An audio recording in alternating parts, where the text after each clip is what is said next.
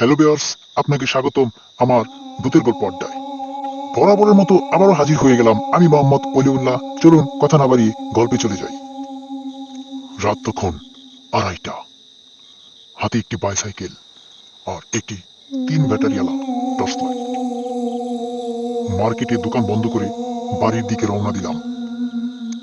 ঝিরিঝিরি বৃষ্টি, কাদায় জর্জরিত কাঁচা রাস্তা, কুটকুটা অন্ধকার, মাঝে মাঝে বজ্রপাতের গ্রুম গ্রুম শব্দ। হাতে ছিল টর্চ লাইট। সাইকেলটি নিয়ে যখন আমি রাস্তা দিয়ে যাই, রাস্তার এই পাশে ছিল বিল, ওই পাশেও বিল, মাঝখানে কোনো বাড়িঘর নেই। তো হঠাৎ করে আমি যখন ওই রাস্তা ধরে সাইকেল নিয়ে যাইতেছি, আমার শরীর ঠান্ডায় একেবারে জমে যাচ্ছে। আমার পুরো শরীর ঠান্ডায় জমে যাচ্ছে। আমার ভিতর ভয় ভয় কাজ করতেছে। কুটকুটা অন্ধকারের ভিতর আমি কি করব? টর্চ লাইট দিয়ে কোনোভাবে যাইতেছি। তবে আমার সাইকেলটা ছিল ফোনিক্স, অনেক দ্রুত চলতো। তো রাস্তা যেহেতু কাদা মাখানো রাস্তা, তো আমি বেশি জোরে যাচ্ছি না, আস্তে আস্তে যাচ্ছি। তো যখন আমি ওই রাস্তা দিয়ে যখন যাইতেছি, তখন বেশ কিছুক্ষণ যাওয়ার পর হঠাৎ করে আমার চেন পড়ে গেল।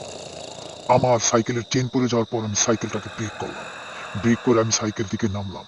নেমে যখন চেনটা লাগাবো, তখনই হঠাৎ বিলের মধ্য থেকে একটা হাসির শব্দ শুনতে পেলাম। আমার কাছে মনে হচ্ছে যে 2-3 জন মহিলা একসাথে একটা হাসির শব্দ। তো আমি টর্চ লাইট দিয়ে ভালো করে দেখলাম, দেখি কোনো লোকজন দেখা যাচ্ছে না। তো আমি ডাক দিয়ে বললাম, কে কে ওখানে? কে? কথা বলুন প্লিজ। কোনো সাড়া শব্দ পেলাম না।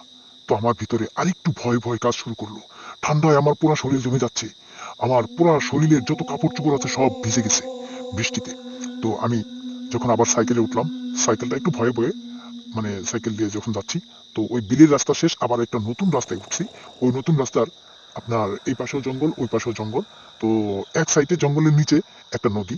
তো নদীটা অনেক ভয়ানক, অনেক পুরান। মানে ওই নদীটা জঙ্গল দিয়ে একবারে খুব অবস্থা খারাপ। তো আমি যখন ওই নদীর কাছাকাছি যখন চলে আসলাম, তখন হঠাৎ করে আবারও সে একই কাণ্ড। সাইকেলের চেন পড়ে গেছে। তো আমি চেনটা যখন লাগাইতে গেলাম, আমি যখন চেনটা লাগাইতে গেছি, তো আবারও সে একই হাসির শব্দ। আগে যেমন শুধু মহিলাদের ছিল, এখন মহিলাদের না, পুরুষ মহিলা উভয় দুজনেরই কণ্ঠ নিয়ে একটা বিকট শব্দে একটা হাসির শব্দ আমি পেলাম। তখন আমি ভয়ে চিৎকার মেরে উঠলাম।